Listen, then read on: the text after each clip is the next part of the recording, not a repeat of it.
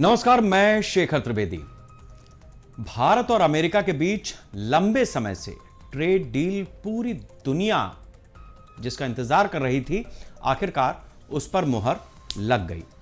भारत और अमेरिका के बीच होने वाले ट्रेड डील की घोषणा भारत और अमेरिका दोनों की तरफ से हो चुकी है। डील की घोषणा होते ही अमेरिका के राष्ट्रपति ने भारत को बड़ा तोहफा देते हुए भारत पर लगने वाले अमेरिकी टैरिफ को घटाकर 50 से 18% कर दिया। इससे पहले भारत पर अमेरिका में 50% का टैरिफ लग रहा था, जिसे घटाकर 18% किया गया है। यानी अगर कोई सामान भारत से अमेरिका जाता था, 100 रुपए कीमत होती थी, तो वो 150 रुपए का बिकता था, अब 118 का बिकेगा। अमेरिकी राष्ट्रपति डोनाल्ड ट्रंप ने सोमवार को पीएम मोदी से फोन पर बातचीत की और उसके बाद सोशल मीडिया पर इसकी घोषणा कर दी। ट्रंप ने दावा किया है कि पीएम मोदी रूस से तेल खरीद बंद करेंगे और अमेरिका से तेल खरीदने पर वो राजी हो गए हैं। भारत अब अमेरिका के साथ 500 अरब डॉलर से ज्यादा का सामान खरीदेगा। प्रधानमंत्री मोदी ने भी ट्रंप की तारीफ करते हुए सोशल मीडिया पर यह लिखा है कि वैश्विक शांति, स्थिरता और समृद्धि के लिए ट्रंप का नेतृत्व बेहद अहम है। शांति के लिए ट्रंप के प्रयासों का मैं पूर्ण समर्थन करता हूं। एक तरफ सरकार की तरफ से इस डील की तारीफ करते हुए अर्थव्यवस्था को रफ्तार मिलने का दावा किया जा रहा है, तो वहीं दूसरी तरफ विपक्ष ने अमेरिका के साथ नए व्यापारिक समझौते पर कई सवाल उठाए हैं। सबसे पहले हम कुछ बयान सुनेंगे और उसके बाद भारत और अमेरिका की इस डील पर चर्चा करेंगे।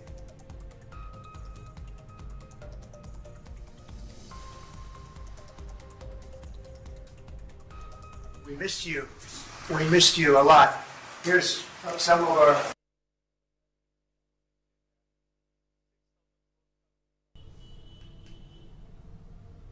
Talk about other issues, right? But they are running this country into the ground.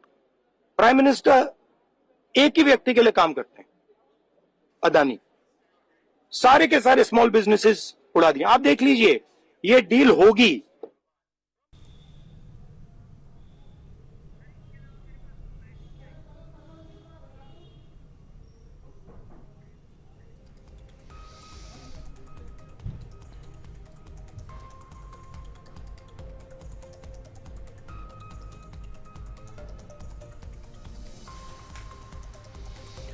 Bharat और अमेरिका के बीच जिस तरीके से करार हुआ है, जिस तरीके की डील हुई है, उसमें महत्वपूर्ण चीज़ यह है कि भारत की तरफ से प्रधानमंत्री नरेंद्र मोदी ने अमेरिका के राष्ट्रपति डोनाल्ड ट्रंप ने जो कुछ कहा है उसके ऊपर सीधा सीधा न तो हाँ कहा है और ना ही नहीं कहा है। उन्होंने अपनी बात कही है, अमेरिकी राष्ट्रपति ने अपनी बात कही है। जिस तरीके से अमेरिका के राष्ट्रपति की क्रेडिबिलिटी है, वो भी अपने आप में कई बार सवालों के घेरे में रह चुकी है। तो उस लिहाज से जब ये ट्रेड डील हुई है, जिस नेता ने जो बात कही है उसको समझेंगे, उसके आधार पर कितना भारत को फायदा है, कितना नुकसान है, इस बात की हम चर्चा करेंगे। लेकिन उससे पहले जो बयान दिन भर आज गूंजते रहे उस पर नजर डाल लेते हैं। यूनाइटेड स्टेट्स ऑफ अमेरिका के साथ एक बहुत ही बढ़िया ट्रेड डील, जिसका देशवासियों को कई महीनों से इंतजार था, संपन्न किया है। देशहित और जनहित को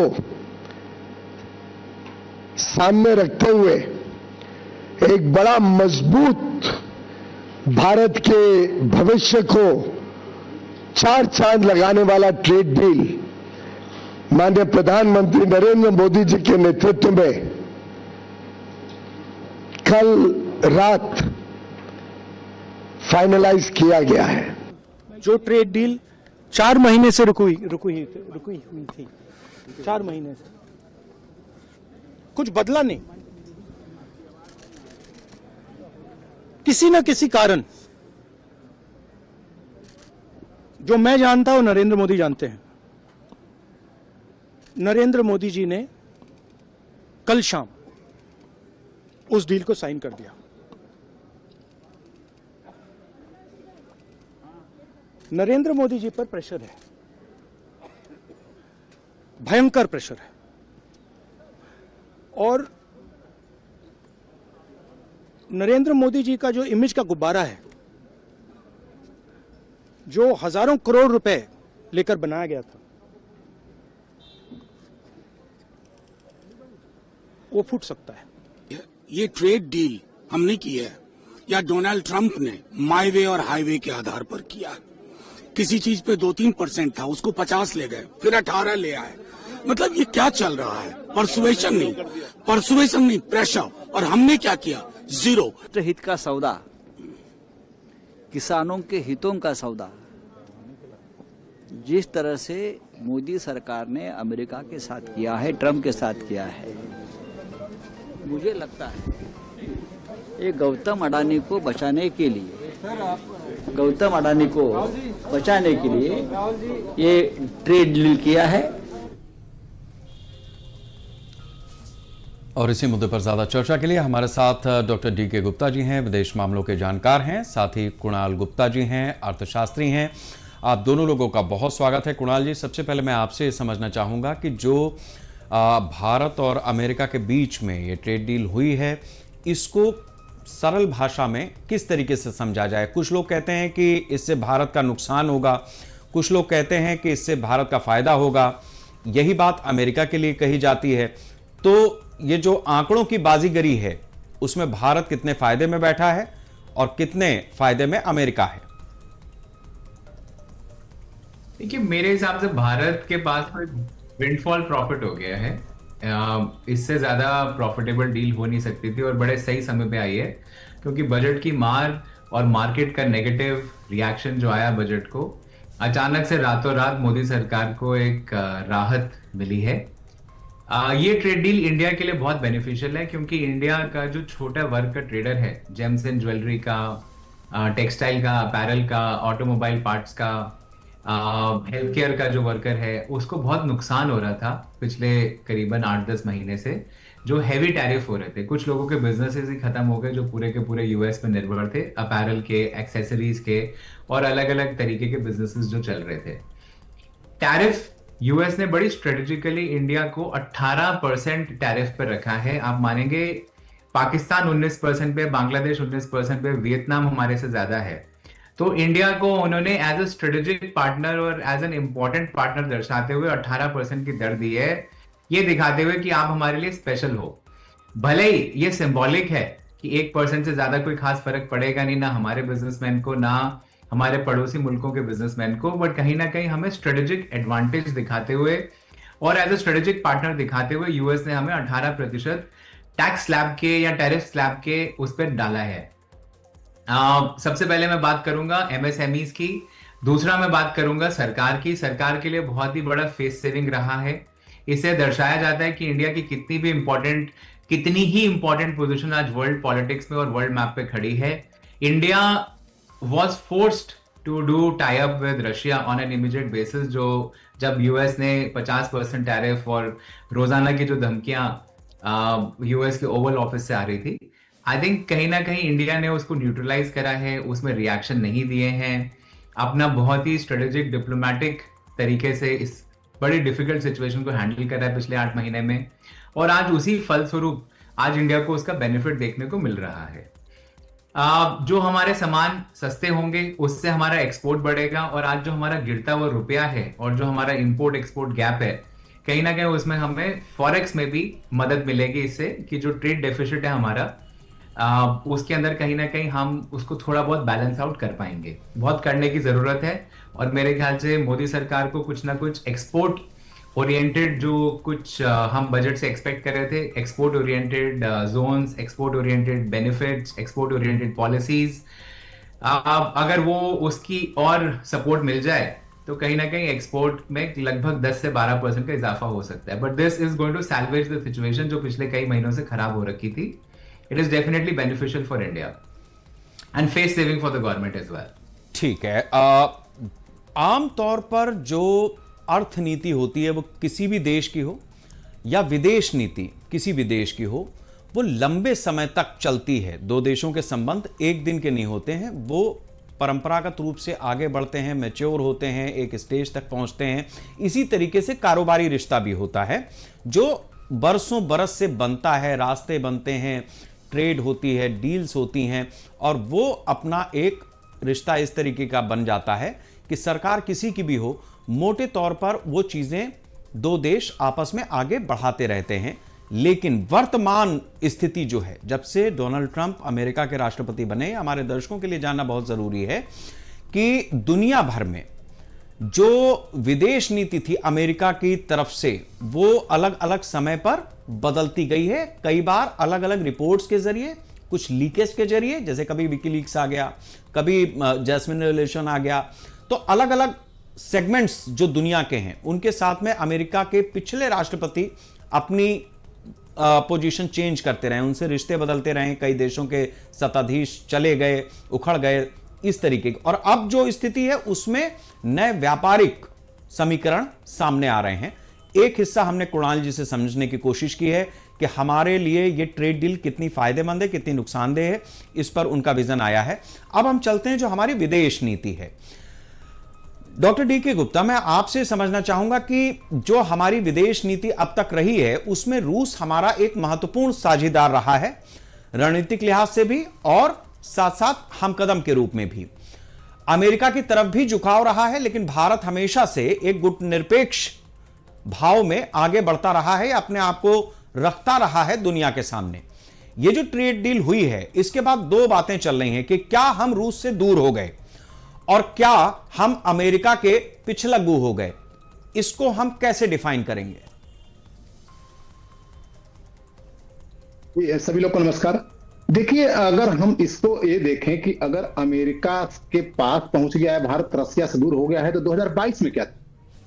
2022 में भारत 1% तेल भी नहीं खरीद रहा था रसिया से। इसका मतलब रसिया से बहुत दूर चला गया था भारत का रिलेशन एक स्ट्रेटेजिक अलग है और एक जो फाइनेंशियल मैटर्स पे, इकोनॉमिकल मैटर्स पे वो अलग है। भारत अपने इकोनॉमिक रेजिलियंस को लेकर डिसीजंस लेता है, और ये मैं बता दूं आपको कि ये अब से नहीं है, ये 89 से है। मैं आज एक पोस्ट किया कि भारत की लगातार चौथी जीत है। अगर जैसे क्रिकेट मैच में बोले तो लगातार चौथी पारी में जीत हो गई या चौथी में। 89 में भारत पे टैक्स लगाया गया 301 के तहत। वो पहली बार अमेरिका ने सुपर 301 का फार्मूला जॉर्ज डब्ल्यू बुश ने इजाद किया था, और सबसे पहले भारत, ब्राजील और जापान पे लगाया गया। जापान और ब्राजील दोनों जो है झुके अमेरिका के सामने। भारत निगोशिएट नहीं किया। भारत को 2 महीने का और टाइम दिया गया निगोशिएट करने के लिए। भारत तब भी निगोशिएट किया। तब वहां के राजीव गांधी उस समय प्रधानमंत्री हुआ करते थे, बोले कि I will not let the US dictate my foreign policy. और उसके कुछ महीने बाद जो है उस 301 से भारत को हटा दिया गया और ब्राजील को और जापान को अपने शर्तों पे अमेरिका ने पाया। पहली जीत।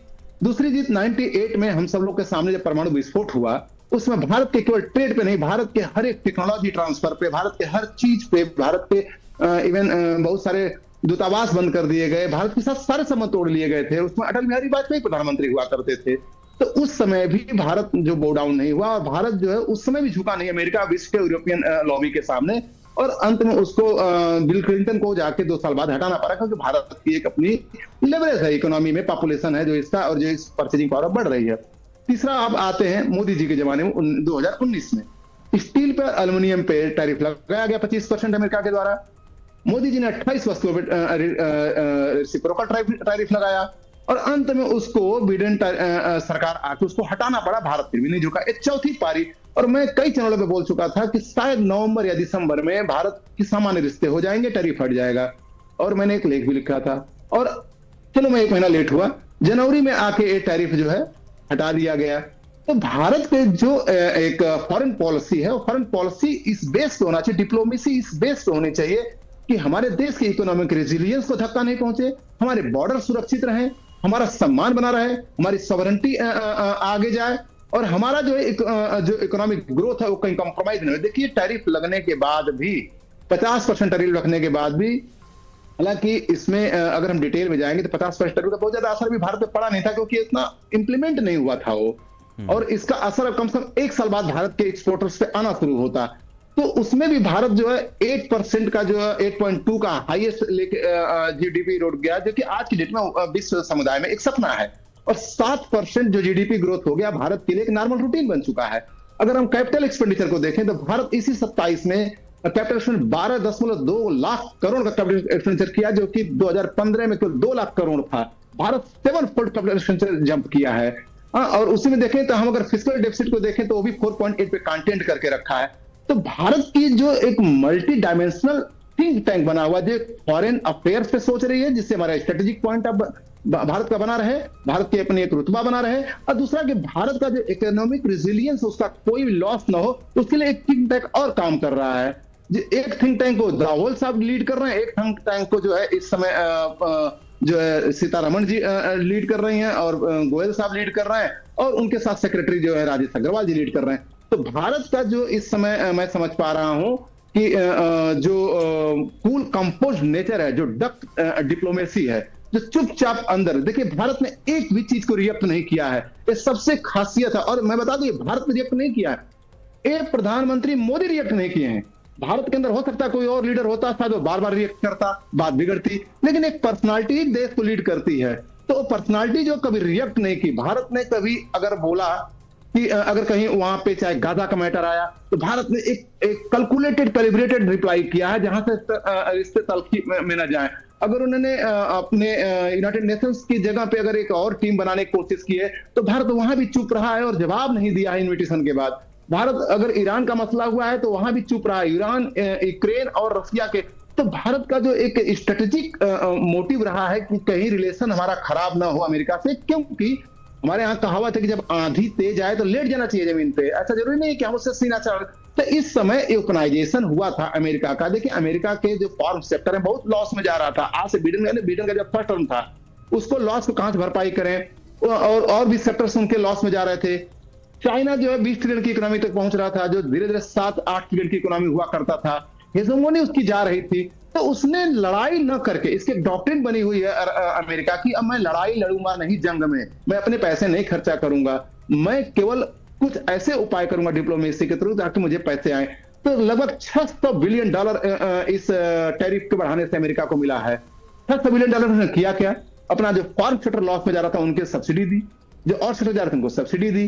तो अमेरिका के पास जितना दिमाग है वो अपना कर रहा था, भारत के पास जो दिमाग तो भारत कर रहा था। दोनों की एक विन विन सिचुएशन है, इसमें कोई जीता नहीं है, कोई हारा नहीं है। इसको हम लोग कभी लोग बोल रहे हैं सोशल मीडिया पे, देख रहा हूं कि भारत कहीं वो डाउन हो गया तो अमेरिका जीत गया, कहीं भारत जीत गया। नहीं, एक कोई चीज जीत नहीं है, एक डिप्लोमेटिक जो है संवाद चल रहा, उसमें भारत अपना पोजीशन रखा, और भारत को आज खासकर साउथ ईस्ट एशिया के अंदर, साउथ एशियन रीजन में एक बहुत अच्छी लेवरेज मिली है। जैसा मैं कुणाल से बिल्कुल सहमत हूं कि 1%, लेकिन 1% अगर टैरिफ भी है तो बहुत ज्यादा $1 बिलियन का फर्क पड़ जाता है। लेकिन एक स्ट्रेटेजिक हमको लेवरेज मिलता है। देखिए चाइना 34% पे, वियतनाम 20% पर है, और जिन देशों का टैरिफ भारत से कम है उनका वो एक्सपोर्ट कंपटीटर नहीं है भारत का यूएस में, वो कंपटीटर नहीं है, क्योंकि वो लेबर इंसेंटिव जो वहां पे इंडस्ट्री या उनके प्रोडक्ट नहीं जाते वहां पे। लेबर इंडस्ट्रीज में कौन जाता है? जहां ज्यादा पॉपुलेशन है, जैसे ईस्ट एशिया के देश हैं, एशियन कंट्रीज है, उसमें थाईलैंड आ जाता है, वियतनाम आ जाता है, श्रीलंका आ जाता है, पाकिस्तान, बांग्लादेश आ जाता है। तो इनके कंपेरिजन में भारत को एक लेवरेज मिल गया। तो सब मिला जुला के भारत के लिए एक सुखद खबर है। और ये भी अच्छी बात है कि जो भी चीजें मीडिया में आ रही है, प्रधानमंत्री मोदी ने केवल एक शब्द बोला है कि 50 से 18 कर दी गया, वही हमारे लिए एक वाक्य है, हमको वही लेकर चलना है। गुप्ता जी, हम इस चीज को थोड़ा सा और भी इलैबोरेट कर देते हैं। हमारे दर्शकों को यह समझना पड़ेगा कि उनके लिए बात आसान हो जाए, वरना थोड़ा बोझिल होने लगता है। आप देखिए कि 2 दिन पहले हमारा बजट आया है। 1 फरवरी को जब बजट आया उस दिन शेयर बाजार खुला, रविवार का दिन था लेकिन खुला, और जब हमारा बजट पेश किया गया तो उसके बाद शेयर बाजार लुढ़क करके बंद हुआ। टैक्स वगैरह भी लग गया था, लेकिन लुढ़क करके बंद हुआ। तो यह हुआ कि भाई सरकार ने पता नहीं किस तरीके का बजट पेश किया है, जिससे हमारा सेंसेक्स और निफ्टी नीचे चले गए। इसका मतलब कुछ गड़बड़ है। लेकिन सरकार की तरफ से जो बयान आए उसमें कहा गया कि आप वेट कीजिए, आपको अच्छे रिजल्ट्स दिखाई देंगे। अब 2 चीजें थी कि ये कोई जन लोकप्रिय या लोक लुभावन टाइप का बजट नहीं था, पूरे भारत निर्माण की बात थी, एमएसएमई सेक्टर को बहुत ज्यादा बूस्ट करने का एक प्रयास किया गया था। इसके साथ साथ अपने इंफ्रास्ट्रक्चर को बिल्ड करने की बात थी, और जो बड़ी चीज थी वो ये थी कि इस बजट को भारत के विकास के लिए समर्पित बजट बताया गया था, यानी कर्तव्य और रिफॉर्म का बजट बताया गया था। आमतौर पर आम आदमी को अपना देखना होता है कि मेरे को क्या बचत हो रही है, मुझे क्या मिल रहा है। ऐसी स्टेट्स ने भी देखा और उसी तरीके के बयान आए। 24 घंटा बीता, 24 घंटा बीता। अब जब कल रात की, जो यहां सोमवार कल दिन में था, वो अमेरिका में जब हुआ, उस समय पर यह ट्रेड डील हुई, यानी 24 घंटे में यह बाजार पलट गया। तो जाहिर सी बात है कि जब धंधा होता है तो दोनों ही, किसी को अपना माल बेचना है और किसी को माल खरीदना है, दोनों व्यापारी हैं। बड़ी चीज यह है, अभी तक आप कहते थे कि भाई ये दोनों गुजराती क्या बेच रहे हैं, क्या खरीद रहे हैं, तो अभी यह समझ में आता है कि वो जो ट्रंप है, अमेरिका का प्रेसिडेंट है, वो अपना माल बेचना चाहता है, नरेंद्र मोदी भारत का माल बेचना चाहते हैं, और इसके लिए उन्होंने मैन्युफैक्चरिंग सेक्टर को, एमएसएमई को बूस्ट दिया है कि भाई तुम आगे बढ़ो, तुम्हारा माल कहां बिकेगा उसके लिए हम बाजार तैयार कर रहे हैं। एक यूरोप से डील की है, मदर ऑफ ऑल डील्स जिसको कहा जा रहा है। उसके बाद ये अमेरिका की डील सामने आ गई है, अभी बाजार ओपन हो गया है। अब आप इस बात को भी समझिए कि 100 रुपए का माल जो अमेरिका में जा रहा है, मान लीजिए कोई कपड़ा है, वो 100 रुपए का अगर जा रहा है, तो चाइना का जो माल है वो 140 रुपए में बिकेगा, क्योंकि 40% का टैरिफ लगा हुआ है। भारत का वही कपड़ा भारत से जो बन करके जा रहा है वो केवल 118 रुपए में बिकेगा। अब क्वालिटी कॉम्प्रोमाइज अगर नहीं है तो भारत का माल अगर बेहतर दिखता है अमेरिका के बाजार में, अमेरिका के कस्टमर को, तो वो 118 रुपए वाला सामान खरीदेगा। वो भी नहीं चाहेगा कि हम 140 रुपया क्यों इन्वेस्ट करें जब हमें 118 में मिल रहा है। कुणाल जी, मोटा मोटी मैंने समझाने की कोशिश की है, कुछ इसी दिशा में सरकार ने सोचा होगा, या आपको लगता है कि कुछ इससे इतर है मामला? देखिए शेखर जी, मेरे हिसाब से सरकार ने कुछ खास सोचा नहीं है। ये अमेरिकन नीतियों की वजह से आज हमें बेनिफिट मिला है। अमेरिका को पता चल रहा है कि वो भारत को एलियनेट करता जा रहा है, भारत उसकी लाइन टो नहीं कर रहा है पिछले 8 महीने से, जैसा कि गुप्ता जी भी बता रहे थे। Government of India is too strong and Indian economy अपने आप में सेल्फ रिलायंट है। हमने कई दशकों में, पिछले 5 दशक में, इंदिरा गांधी के टाइम से, राजीव गांधी के टाइम से, अटल बिहारी वाजपेयी जी के टाइम से, अभी मोदी सरकार के टाइम पे यूएस को ये करारा जवाब दिया है कि हम आप पे डिपेंडेंट नहीं हैं। आप कुछ हमारे पर टैरिफ लगाएं, आप हमारे ऊपर सैंक्शंस लगाएं, लेकिन हमारी अर्थव्यवस्था आपके ऊपर निर्भर नहीं करती है। We are not Europe, we are not Canada, and we are not even China, जिसमें आप हमारे सबसे बड़े ट्रेडिंग पार्टनर हैं। यूएस के साथ हमारा ट्रेड डेफिसिट काफी बड़ा है, क्योंकि हम वहां से वेपन्स खरीदते हैं, काफी सारी और चीजों पे भी निर्भरता बनी हुई है। भारत ने लगभग 20 साल इन्वेस्ट करे हैं, जैसा कि गुप्ता जी भी बता रहे थे। भारत की विदेश नीति एक दिन की बनाई गई नहीं है। हमने रशिया से मूव करके अमेरिका की तरफ रुख करा, 20 साल इन्वेस्ट करे। अल्टीमेटली ट्रंप ने वो सारे के सारे एक्शंस, पिछले बिल क्लिंटन के टाइम से शुरू हुए एक्शंस, जो ओबामा ने और इन्होंने, ट्रंप ने अपने पिछले टर्म में पनपाए, कहीं ना कहीं उन्हें रैंडम रिएक्शन से पूरे के पूरे बर्बाद कर दिए, जिसकी वजह से इंडिया के पास रशिया के साथ अलाइन करने के अलावा कोई और चारा रह नहीं गया था। लेकिन पिछले कुछ महीनों में जैसे जैसे अमेरिका कोशिश कर रहा है कि भारत काफी बड़ी अर्थव्यवस्था है, और अमेरिकन सेनेट ने और अमेरिकन कांग्रेसमैन ने जो उनको समझाने की कोशिश करी, जो वहां पे बड़ी बड़ी बातें उठी, क्योंकि सारा ही इंडियन टैलेंट वहां पे हाई स्किल्ड जॉब्स पे है, सीईओज हैं, लीडरशिप पोजीशंस पे हैं, मैनेजमेंट पोजीशंस पे हैं, वो इंडिया को एक बड़ा नेचुरल एलाई मानते हैं। नेचुरल एलाई क्यों मानते हैं? 2 रीजन से। इंडिया में कम्युनिस्ट गवर्नमेंट नहीं है, इंडिया में कम्युनिज्म का कोई बोलबाला है नहीं। इंडिया में डेमोक्रेसी है, वर्ल्ड की सबसे बड़ी डेमोक्रेसी है, और इंडिया की कहीं ना कहीं जो पॉलिसी डिजाइन, जो हमारी कॉन्स्टिट्यूशनल मूवमेंट है, जो हमारे लोगों का एजुकेशन का स्तर है, जो टेक्निकली काफी बड़ा हुआ है, जो हमारे फ्यूचर में पोटेंशियल होल्ड करता है इंडिया, उसमें यूएस के पास हमारे से अलाइन करने के अलावा दूसरा ऑप्शन है चाइना के साथ। चाइना उसके लिए इस टाइम पे नंबर 1 एनिमी है, जो उसे हर जगह से रिप्लेस करता जा रहा है as a economy, as an economic power, as a arms power, and in many other areas जो चाइना ने अपना वर्चस्व बना लिया है ग्लोबल एक्सपोर्ट मार्केट में, जैसे उसने ग्लोबल साउथ के अंदर अपना बहुत बड़ा दबदबा बनाया हुआ है अफ्रीकन कंट्रीज के ऊपर, अमेरिका के घर के पास साउथ अमेरिका, लैटिन अमेरिका के अंदर जो चाइनीज कंपनीज ने इस टाइम पे हम शिपिंग बोले शिपिंग, सी बोले सी, उनके यहाँ जो इन्वेस्टमेंट्स करी हुई हैं उन देशों में, वेनेजुएला के अंदर सबसे बड़ा इन्वेस्टर यूएस की जगह चाइना था, एंड वेनेजुएला के प्रेसिडेंट भी चाइना की गुड्स की तरफ, चाइनीन इकोनॉमी की तरफ, चाइनीज पैसे की तरफ और चाइना प्रोडक्ट्स को बहुत अच्छे से इम्ब्रेस कर रहे थे। चाइना को भी एक बहुत अच्छा ऑयल प्रोड्यूसर चाहिए था जो उसके साथ उसकी लाइनों पे टो करे, तो उन्होंने भी अपने एसेट्स बना रखे हैं वर्ल्ड ओवर। तो अमेरिका को एक चीज बड़ी क्लियर है कि चाइना के साथ अगर उसको मुकाबला करना है तो उसको इंडिया को अपनी तरफ चाहिए ही चाहिए, किसी भी कीमत पे आ जाए। दूसरा क्या है, आई थिंक कहीं ना कहीं अगर हम ये विदेश नीति की बात करें तो India has nothing to lose यहाँ पे। इस केस में थोड़ा सा डेफिनेटली एक बड़ा स्ट्रेसफुल माहौल रहा और कहीं ना कहीं काफी हमारे मेहनत करने वाले क्रिएटिव बंदे नुकसान में रहे, जो पिछले 8-10 महीनों से लगातार नुकसान टैरिफ्स की वजह से भारतीय अर्थव्यवस्था पे पड़ा है, खासकर एमएसएमई पे पड़ा है।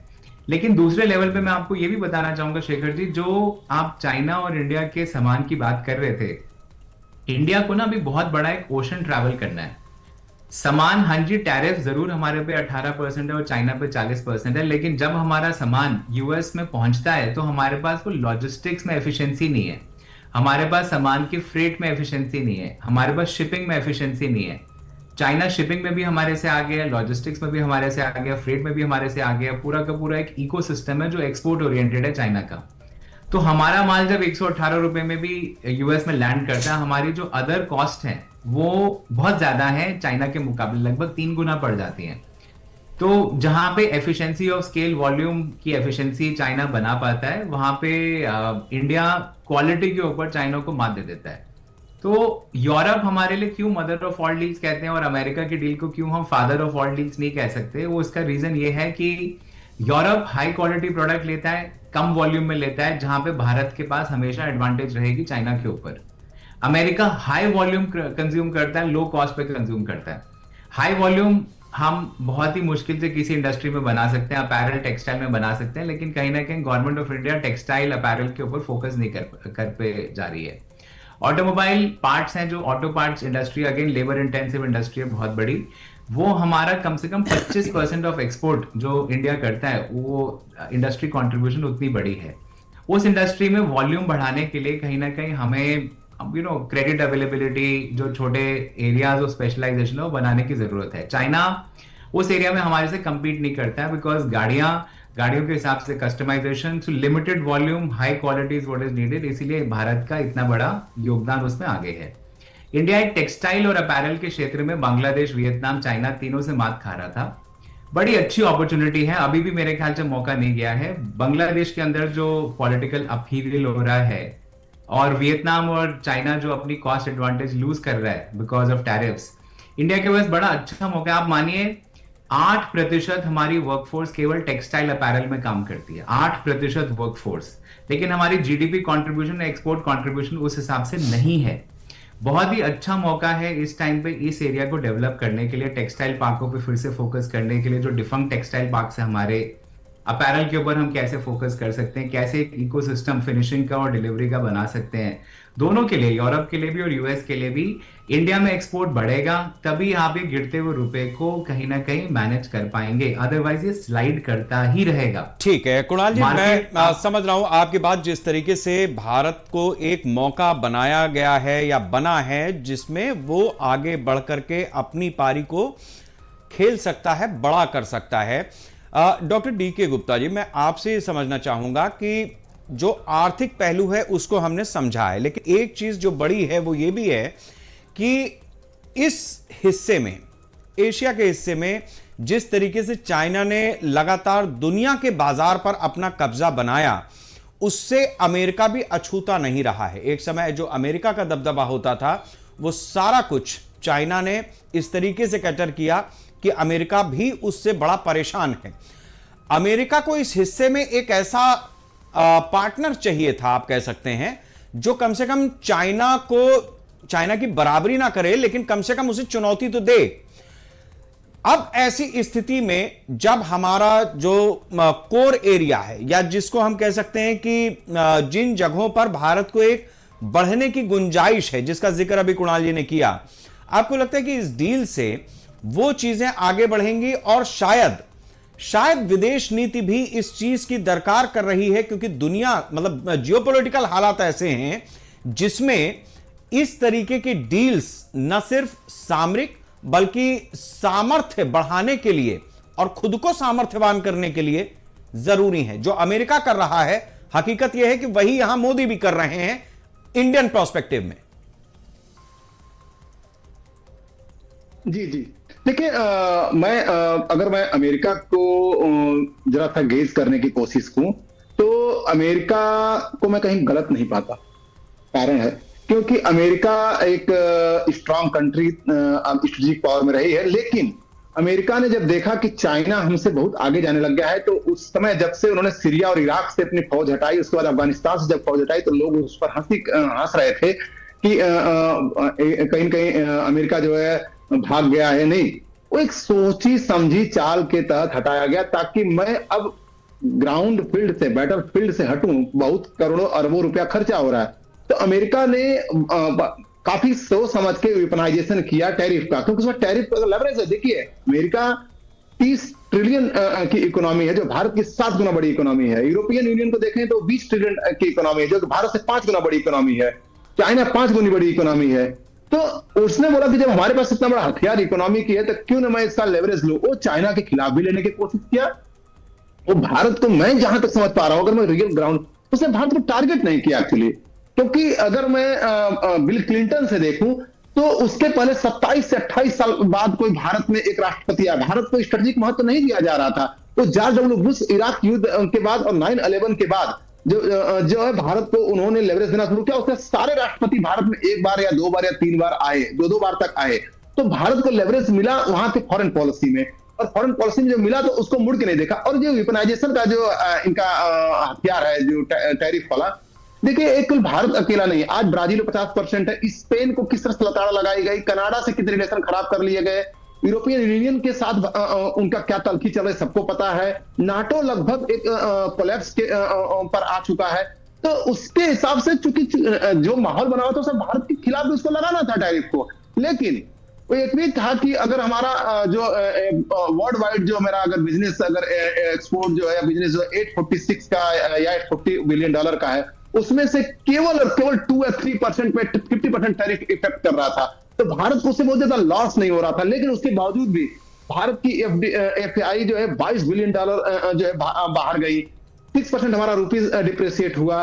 ये सारी चीजें जो है एक भारत के लिए भी उसका पैदा की कि नहीं, अगर ऐसा होगा तो क्या रसिया के ऑयल से हम कॉम्प्रोमाइज करें या करें। तो भारत हमेशा, चाहे वो वियतनाम का वेनेजुएला से भी तेल खरीदता था, इराक से भी खरीदता था, जहां सस्ता मिलता था। और रही बात चाइना की, देखिए चाइना से रिलेशन, भारत ने एससीओ में प्रधानमंत्री जाके मुलाकात किए, उनसे संबंध अच्छे किए, और हम चाइना को इग्नोर नहीं कर सकते, चाहे अमेरिका चाहे कितना भी कुछ भी कर ले।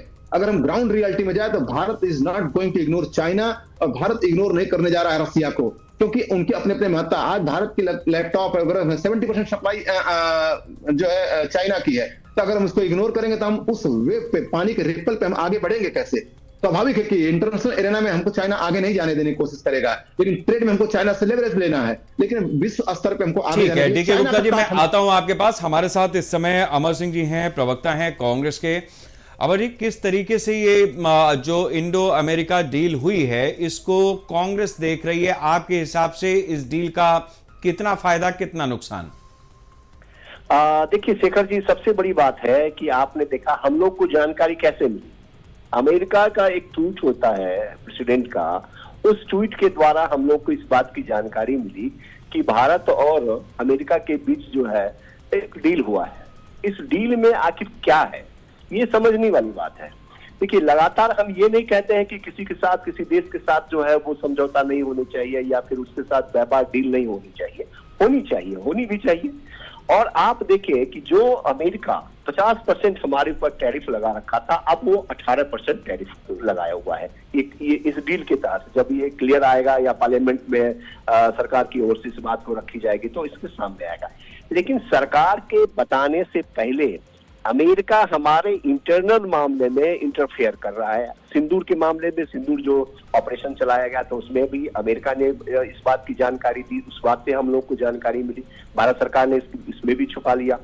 दूसरी बात, अगर आप देखें कि इस डील में हमें अमेरिका देगा क्या और उसके बदले हम उन्हें मुफ्त देंगे, हम उसके ऊपर कोई टैक्स नहीं लगा रहे हैं। ऐसा क्यों सरकार इस बात को मान गई कि हम उसके सामान पे, उसके प्रोडक्ट पर जो है टैक्स नहीं लगाएंगे? पहली बात। दूसरी बात अगर देखें तो ये कहा जा रहा है कि इस डील में उसने कहा है कि साफ तौर से ये कहा है कि आप रसिया से तेल नहीं, कच्चा तेल नहीं खरीद सकते हैं, आप ईरान से जो है आप तेल नहीं खरीद सकते हैं। तो आप अमेरिका जो भी कहेगा क्या उसी चीज को हम मानेंगे? तीसरी बात, आप ये कह रहे हैं कि जो हमारा यहाँ जो हमारा डेयरी प्रोडक्ट है बहुत बढ़िया है, उन्नत किस्म का, हमारा खुद का मार्केट है यहाँ का, हिंदुस्तान के जो किसान है उनके अनाज को अगर आपने उनकी बात अगर करें तो मुझे लगता है कि इस डील में ये भी कहा गया है तो डेयरी प्रोडक्ट यहाँ पे भेजा जाएगा जिसमें दूध होगा, दही होगा, पनीर होगा, ये तमाम चीज होगा। आपको मालूम होगा शेखर जी कि जो अमेरिका की जो गाय है वो नॉनवेज खाती है और वो नॉनवेज खाती है और उसका डेयरी प्रोडक्ट अगर हमारे हिंदुस्तान में आता है, जो सरकार बार बार कहती है धर्म की बात है, तो उससे तो धर्म का भी नुकसान होगा, क्योंकि उसी दूध को हम भगवान शिव पे भी चढ़ाएंगे, उसी दूध माताओं के ऊपर भी चढ़ाएंगे, जो हम लोग पूजा पाठ करते हैं उस पर उसका भी इस्तेमाल करेंगे। तो आपको नहीं लगता है कि इससे धर्म भी नष्ट होगा? ठीक है, अब इसका जवाब लेते हैं। अमर जी हमारे साथ में अविरल मलिक जी हैं, भारतीय जनता पार्टी के प्रवक्ता हैं। अविरल जी, मेरे ख्याल से आपने अमर जी के तमाम आरोपों को या सवालों को सुना होगा, समझा होगा, आप क्या जवाब देंगे इसका?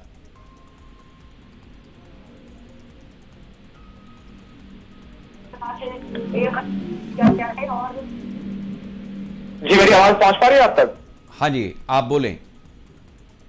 जी नहीं, देखिए, जहां तक विषय एक तरीके से आरोप प्रत्यारोप का, मैं समझता हूँ आरोप प्रत्यारोप एक अलग विषय है, लेकिन जहां तक विषय एक तरीके से धरातल की अगर बात कर ली जाए तो पूर्ण रूप से अगर भारत की बात की जाए, आज भारत मजबूत स्थिति में है और जिस मजबूत स्थिति आ रहा है, अगर भारत की बात की जाए, नेतृत्व की बात कर ली जाए तो माननीय मोदी जी के नेतृत्व में भारत मजबूती के साथ आगे बढ़ रहा है।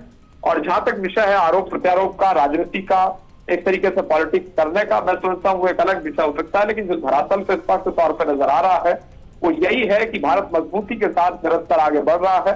और जहां तक विषय एक तरीके से राजनीति करने का, वो एक अलग विषय एक तरीके से कहा जा सकता है। लेकिन स्ट्रेट डील से जो सवाल अमर जी ने उठाए हैं कि हमारे यहाँ जो डेयरी के प्रोडक्ट्स हैं वो हमारा किसान उससे प्रभावित होगा, हमारे जो विदेश के मामले हैं, जो रिश्ते हैं वो भी कई देशों के साथ में बन बिगड़ सकते हैं, आगे पीछे हो सकते हैं।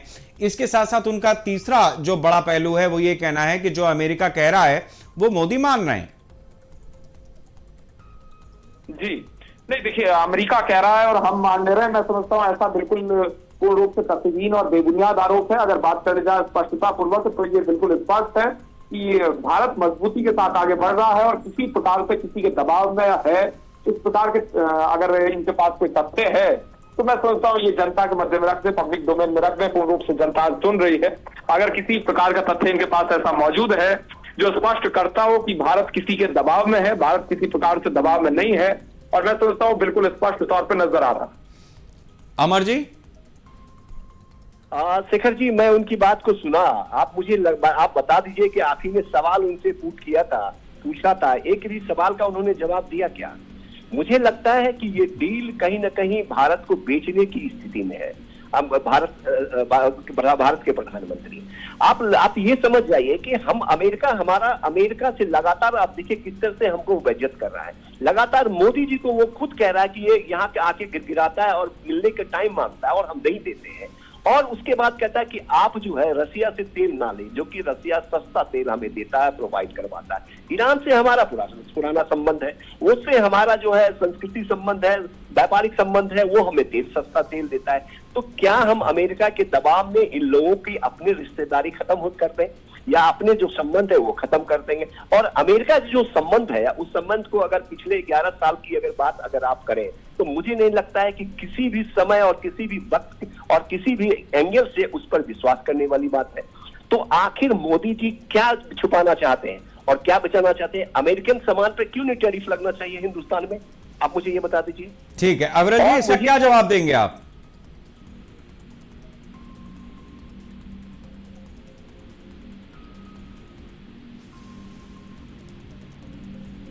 अविरल जी, मेरी आवाज आपको मिल रही है?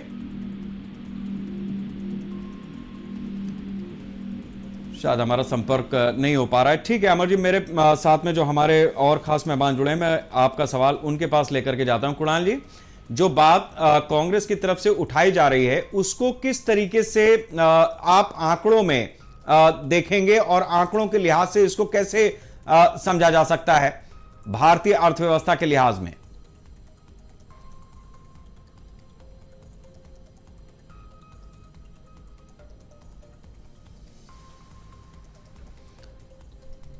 डॉक्टर डीके गुप्ता, मेरी आवाज आपको मिल रही है? जी मिल रही है। जो सवाल अमर जी ने उठाए हैं, कांग्रेस के प्रवक्ता हैं, उस पर आप कुछ कहना चाहेंगे? किस तरीके से, मतलब ये इनके कई मन में सवाल हैं कि ये जो डील है वो भारत के पूरी तरीके से हित में नहीं है और शायद सरकार झुक रही है या दबाव में है। देखिए, एक जो अमर सिंह जी के बारे में बात सुना, जो उन्होंने बोला कि वो गिड़ाए। मैं बताऊं कि G7 का कनाडा में मीटिंग हुई थी, उसमें ईरान का युद्ध शुरू हो गया था इजराइल के बीच में, और उसमें अमेरिका ने बोला, मतलब एक बहुत चालाक है ट्रंप साहब, उन्होंने मोदी को अपने यहां बुलाना चाहते थे, लेकिन मोदी एक ऐसा नेता है कि वो जहां अपनी सम्मान मिलेगा वहीं जाते हैं। तो मोदी को बुला, उन्होंने युद्ध बीच में ही मीटिंग छोड़ के अब बोले, और ये बोले कि भारत के मोदी मुझसे मिल सकते हैं वाशिंगटन में आके। भारत के मोदी बोले कि मैं नहीं जाऊंगा। G20 के मीटिंग में मोदी नहीं मिलने गए। SCO की मीटिंग में ट्रंप नहीं आ रहे थे, अगर उनको इनवाइट किया जा रहा है तो वहां पे मोदी गए। जहां जहां जिस फोरम पे ट्रंप जी को आना था, अगर वह है, ये मैं अपना थ्योरी बता रहा हूं, वहां पे किसी न किसी तरह से भारत सरकार ने कोई न कोई अपना एक स्टैंड रख के बोला नहीं जा सकते प्रधानमंत्री। यूनाइटेड नेशंस के जनरल असेंबली में जहां की भाषण होना था ट्रंप साहब का, वहां पे स्किप कर दिया, एक्सटर्नल अफेयर मिनिस्टर गए। तो मोदी की अपनी खुद की एक विश्व स्तर की पर्सनालिटी, इसलिए दुनिया के अंदर दूसरा या तीसरा व्यक्ति ऐसे है जो लगातार 15 साल से चुने जा रहे हैं। नहीं तो पूरा दुनिया का इतिहास इस समय देख लीजिए, कोई भी एक से दूसरा टर्म नहीं कर पा रहा है। एक ही टर्म में एक देश के अंदर 4-4 बार प्रधानमंत्री बदल जा रहे हैं। तो एक चीज तो मैं नहीं समझ रहूंगा कि मोदी जो है उनको चिरौरी कर रहे हैं, तब वो कर रहे हैं। कि 140 करोड़ जनता की पावर है, जिसकी वजह से ट्रंप को या उनके थिंक टैंक को झुकना पड़ा है। अप्रैल 2025 के बाद अब 7-8 महीने, मैं बता दूं तो पिछले 3 डील में अमेरिका फेल हुआ है।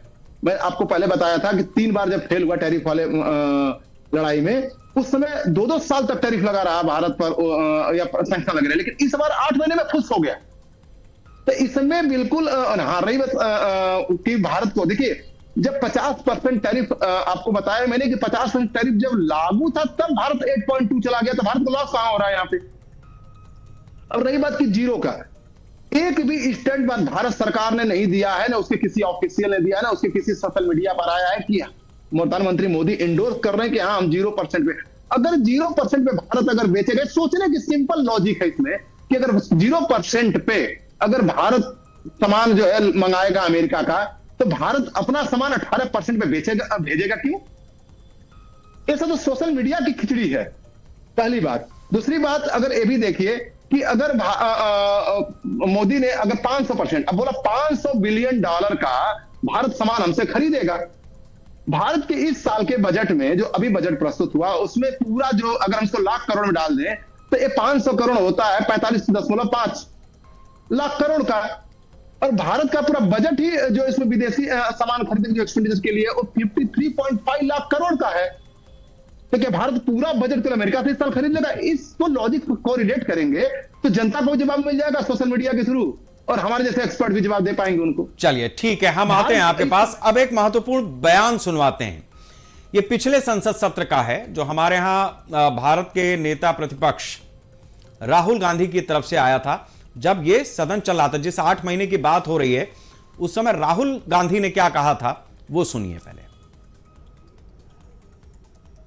People want to talk about other issues, right? But they are running this country into the ground. Prime Minister एक ही व्यक्ति के लिए काम करते हैं, अदानी। सारे के सारे स्मॉल बिजनेसेस उड़ा दिए। आप देख लीजिए, ये डील होगी, ट्रंप डिफाइन करेगा ये डील कैसे होगी, और मोदी वो ही करेगा जो ट्रंप कहेगा। तो ये राहुल गांधी का पिछले संसद सत्र का बयान है, जो अब यहां पर जब आज ट्रेड डील हुई है तो फिर से एक बार सुर्खियां बटोर रहा है। अब इसके साथ साथ यह भी आपको ध्यान देना होगा कि जो सीक्वेंस ऑफ एक्शन है वो किस तरीके का है। हमारा बजट पेश होता है, बजट रखने के बाद जब इस पर चर्चा शुरू होती है तो उस चर्चा में राहुल गांधी सबसे पहले जब बजट भाषण की शुरुआत करते हैं, मतलब विपक्ष की तरफ से, तो उसमें चाइना का एक जिक्र लेकर के आते हैं जो गलवान घाटी के रिलेट करता है।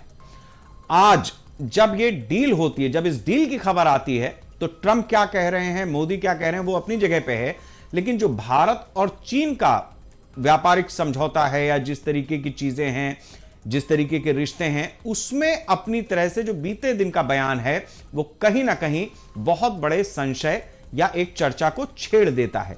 ये सब चीजें नैरेटिव सेट किस तरीके से किए जाते हैं, मैं इन चीजों को बता रहा हूं, और उसका ग्लोबल इकोनॉमी पे किस तरीके का फर्क पड़ता है, उसके क्या इंपैक्ट आते हैं, ये भी हम अपने एक्सपर्ट से समझेंगे।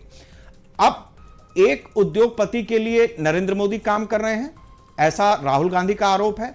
वहीं अमेरिका में डोनाल्ड ट्रंप के एक सहयोगी हैं, मित्र हैं, स्टीफन मिलर, जो तेल के कारोबारी हैं। वेनेजुएला, जहां के राष्ट्रपति को अमेरिका ने उठा लिया, गिरफ्तार कर लिया, वहां की जो तेल की पूरी अब कवायद है वो मिलर आगे बढ़ाएंगे।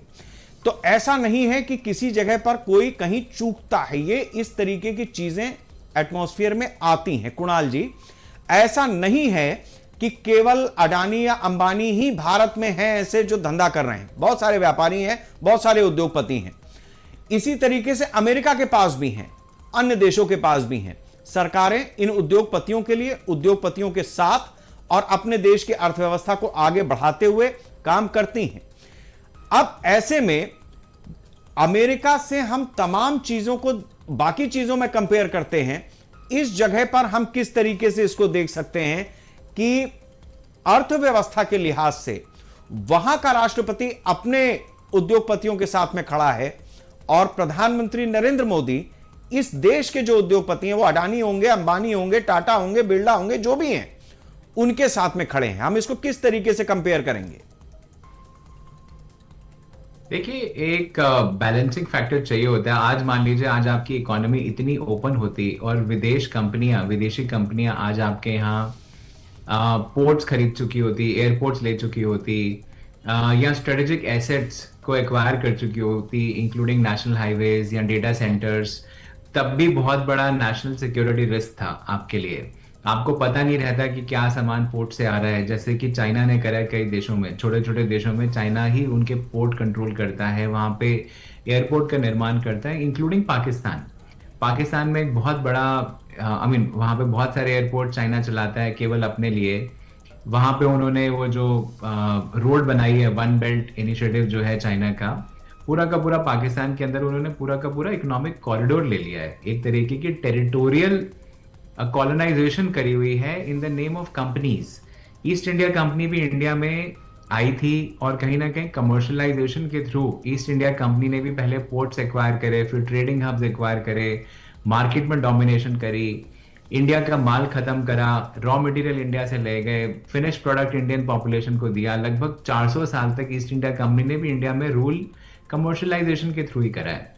आज इंडिया के पास अपनी सॉवरेनिटी है, अपनी इंटेग्रिटी बनाए रखने के लिए इंडियन गवर्नमेंट भी कहीं ना कहीं चाहती है कि, देखिए, गवर्नमेंट की लिमिटेशंस है कि हर जगह हर वक्त इन्वेस्टमेंट्स नहीं कर सकते, तो इसीलिए कहीं ना कहीं कुछ लोगों को बढ़ावा देना, पालना एक बड़ा गलत शब्द हो जाएगा, बट फिर भी उनको ग्रूम करना, उनके थ्रू इन्वेस्टमेंट्स कराना, स्ट्रेटेजिक इनिशिएटिव्स देना, उनको प्रोटेक्ट करना, उनका एक रेवेन्यू लाइन बनाए रखना कि वो बंदा अपना प्राइवेट वेल्थ क्यों इन्वेस्ट करे। कहीं ना कहीं उससे एक फॉरेन कंपटीशन हम काटते हैं। हमारे पास अनफॉर्चुनेटली बहुत ही हाई स्केल इंटरनेशनल स्केल के बिजनेसेस नहीं हैं। रशियन इकोनॉमी भी ओलिगार्की कहते हैं हम रशियन गवर्नमेंट को भी, क्योंकि रशिया में भी ओलिगार्क्स ही पूरी की पूरी इकोनॉमी चलाते हैं। 8 बड़े लोग हैं जो मोटे मोटे सारे सेक्टरों को डोमिनेट करते हैं। जैसे आज के डेट में हमारे यहाँ रिलायंस है, जो हमारा पूरा का पूरा telecom infrastructure, oil and gas में पूरा का पूरा वर्चस्व, मल्टीपल एरियाज में केवल रिलायंस ही रिलायंस है। उसी प्रकार से अदानी अपने आप को सबसे बड़ा पोर्ट का प्लेयर, सबसे बड़ा एयरपोर्ट का प्लेयर, आज के डेट में फूड सप्लाईज के अंदर अदानी की 600 कंपनियां जो अलग अलग तरीके के बिजनेसेस कर रही हैं। इसमें रिस्क क्या हो जाता है, एक बड़ी फाइन लाइन है जहां पे आप एक कंपनी को यूज कर रहे हैं अपनी इकोनॉमी की सॉवरेनिटी बनाने के लिए, अपने स्ट्रेटेजिक एरियाज को इंडिया के अंदर ही रखने के लिए, ताकि गवर्नमेंट उनके ऊपर कहीं ना कहीं कंट्रोल और इन्फ्लुएंस बना सकती है, कोई फॉरेन पावर आके उनको छेड़ नहीं सकती है। इसकी बड़ी एक फाइन लाइन है, जहां पे आपने लाइन क्रॉस करी आप क्रोनी कैपिटलिज्म की तरफ चले जाते हैं, जहां पे आप कुछ ही कैपिटलिस्ट को बढ़ावा दे रहे हैं सारे बिजनेसेस करने के लिए।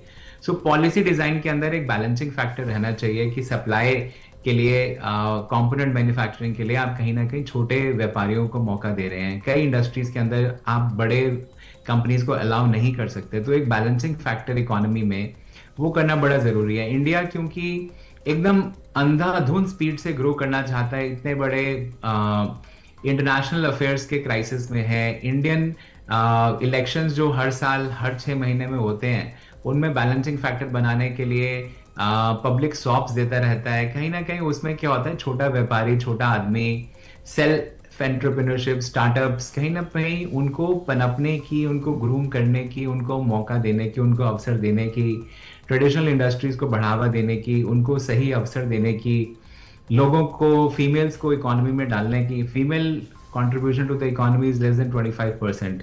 तो ये सारी चीजों के लिए समय चाहिए, पैसा चाहिए, इन्वेस्टमेंट चाहिए, धैर्य उतनी चाहिए, गुंजाइश निकालनी पड़ती है सरकार को। डीके गुप्ता जी, मैं आपसे ये समझना चाहूंगा, जो बात अभी कुणाल जी कह रहे थे, इस लिहाज से अगर हम इस दोनों डील्स को देखें, चाहे वो यूरोप के साथ में हो या अमेरिका के साथ में हो या बाकी दुनिया के भी देशों के साथ में हमारे जो व्यापारिक रिश्ते हैं, उस लिहाज से क्या हमारे छोटे कारोबारियों को एक मौका बन रहा है कि वो अपने उत्पाद को दुनिया तक ले जा सकें?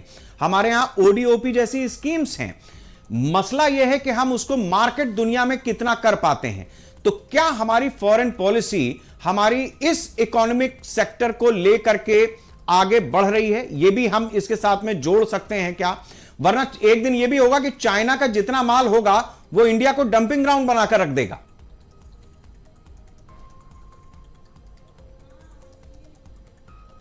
अनम्यूट कर लीजिए। अगर हम राजीव गांधी एरा में जाए तो हुआ कि कंप्यूटर आ जाएगा, देश में बेरोजगारी फैल जाएगी, काम करने वाला कोई रहेगा नहीं, किसान की तो बात ही छोड़ दीजिए, रोड पे लोग आ गए। और आज उस कंप्यूटर की वजह से जब रिजर्वेशन आया 93 के अंदर, तो जो हायर कास्ट के, जो सवर्ण कास्ट के जो लड़के रोजगार नहीं पा सकते थे, और प्लस जो अदर कास्ट के, वो जाके आज पूरे इंडिया में कंप्यूटर साइबर ने इतना रोजगार दिया कि वहां पे वो सेटल हो गए। और भारत 93 के बाद रोजगार की तरफ, क्योंकि आप अगर सरकारी सेक्टर में जाएंगे 40-50 लाख से ज्यादा नौकरियां नहीं है, तो इस सारे सेक्टर। अब रही बात, अब रिलायंस है, आप अमेजन को देख लीजिए, और आप जोमेटो को देख लीजिए, स्विगी को देख लीजिए, यहाँ पे वो लोग रोजगार करते हैं। ई रिक्शा था तो चलाने के लिए वो रिक्शा चला सकते, पहले रिक्शा नहीं चला सकते थे। तो इस तरह से प्रोडक्ट किसानों के हैं, छोटे छोटे किसानों के हैं। अब आप, अगर हम लोग नोएडा के फ्लैटों में रहते हैं, तो आज कभी कभी क्या होता, अगर हम ऑफिस गए हैं तो सब्जियां नहीं घर में आ पा रही, क्योंकि कोई पहुंचाने वाला नहीं होता था। आज के डेट में आपके पास मिल्क बास्केट है, कहीं बिग बास्केट है, कहीं पे स्विगी है, आप 1 मिनट में कॉल करते हैं और सब्जी आपके घर में आ जाती है। सब्जी किसान के घर से आ रही है, लेकिन किसके थ्रू आ रही है? उद्योगपतियों के थ्रू आ रही है। अगर उद्योगपति नहीं रहेंगे, जैसे मान लीजिए इंडियन एयरफोर्स है, नेवी है या रेलवे है, कितना नौकरी देगी? अगर रिलायंस और अंबानी अगर नौकरी नहीं देंगे तो आप ठीक है, ये बात मैंने समझ ली। मैं ये जानना चाह रहा हूं कि हमारे यहां एमएसएमई सेक्टर को जो बढ़ावा दिया गया है, जिस तरीके से आत्मनिर्भर भारत की बात हो रही है, ओडीओपी की बात हो रही है, ये जो डील्स हैं, हमारी फॉरेन पॉलिसी क्या इसकी सपोर्टिव लाइन दे रही है कि हम दुनिया को अपना माल जाकर के बेच पाएंगे और चाइना हमें डंपिंग ग्राउंड नहीं बनाएगा? अपने बचे हुए माल के लिए या नए माल के लिए?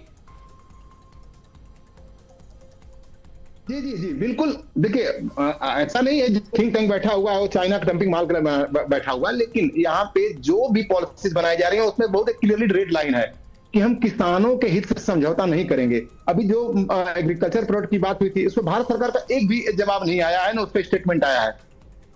ट्रंप क्या बोलते हैं और उनके जब तक पेपर में कोई चीज, मैं आज ही सुबह एक कोरियन थे शायद, उनका बड़ा अच्छा लिख रहा था, मतलब भारत में मैं दुनिया भर की चीजें सुन रहा हूँ, कोई एग्रीमेंट अभी नहीं आया है, कोई चीज हमारे पास पेपर में नहीं आया और हम कुछ भी अपने खिलाफ पुला बनाए जा रहे हैं। तो भारत सरकार खिलाड़ी और यहाँ के लोग भी खिलाफ पुला न बनाए और चुपचाप जो है देखें कि स्टेटमेंट कोई भी चीज ऐसी मुझे नहीं लगता कि साइन होगी जो किसी भी एक मजदूर, दिहाड़ी मजदूर से लेकर किसी के हित से समझौता करेगी। चलिए, बहुत बहुत शुक्रिया डीके गुप्ता जी और कुणाल गुप्ता जी। हमारे पास आज समय इतना ही था, इसमें कोई दो राय नहीं है कि अमेरिका अपने हिसाब से चीजों को देखता है, भारत अपने हिसाब से चीजों को देखता है, दुनिया का हर देश अपने हिसाब से ही चीजों को देखता है। लेकिन वर्तमान परिप्रेक्ष्य में एक बात को हमें नहीं भूलना होगा और यही आज की चर्चा की कंक्लूडिंग लाइन है। अमेरिका के राष्ट्रपति डोनाल्ड ट्रंप ने कहा कि हम इतने बिलियन का कारोबार करेंगे, ऐसा करेंगे, यहां से भारत खरीदेगा, यहां से बेचेगा, ऐसा करेगा, वैसा करेगा। भारत सरकार की तरफ से यानी प्रधानमंत्री नरेंद्र मोदी की तरफ से यह कहा गया है अमेरिका हमारा बहुत अच्छा दोस्त है, ट्रंप से मेरी बहुत अच्छी दोस्ती है, हमारे बीच में डील हुई है, हमने व्यापारिक समझौता किया है, लेकिन जो चीजें डोनाल्ड ट्रंप की तरफ से कही गई हैं कि 500 बिलियन का व्यापार होगा, रूस से तेल नहीं खरीदा, उसके ऊपर एक शब्द प्रधानमंत्री नरेंद्र मोदी की तरफ से नहीं बोला गया है। डोनाल्ड ट्रंप वही शख्स हैं जो अपनी तरफ से भारत और पाकिस्तान के बीच में जब ऑपरेशन सिंदूर चल रहा था, युद्ध चल रहा था, तो उन्होंने कहा मैंने दो देशों के बीच परमाणु युद्ध रोक दिया। भारत ने कभी इस बात को अमेरिका के लिहाज से सपोर्ट नहीं किया, जबकि पाकिस्तान के सेना अध्यक्ष हों या उनके प्रधानमंत्री हों, वो कहने लगे हाँ साहब रोका था, आपने रोका था, बिल्कुल रोका था। बाद में वही डोनाल्ड ट्रंप जब नोबेल का शांति पुरस्कार नहीं पाते हैं तो वेनेजुएला का राष्ट्रपति को उठा करके अपने यहां गिरफ्तार करके ले आते हैं। तो इसलिए तुम डाल हम पात चल यही रहा है, विदेश नीति के मामले में भी और आर्थिक नीति के मामले में भी। अमेरिका जब ट्रंप कहते हैं कि अपनी बात, तो नरेंद्र मोदी अपनी बात रखते हैं। जाहिर सी बात है कि हमारे देश की जो चुनी हुई सरकार है, हमारे देश का जो प्रधानमंत्री है, हम अपनी सरकार को एक जगह पर जाकर के सपोर्ट करेंगे, करते आए हैं और ये देखेंगे कि उसके नतीजे किस तरीके के होते हैं। नमस्कार।